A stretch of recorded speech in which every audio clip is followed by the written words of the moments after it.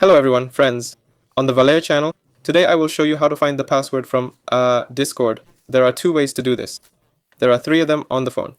Because on the iPhone, we also have a password manager where you can go, yes, and see the password there. There are also two options to find out about the password in your browser and Google account. In the browser, this is done in 3 dots, passwords and autofill. And here we have the Google Password Manager.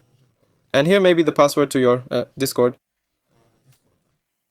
You can also do this through the account itself, account management, my passwords. So go to the account.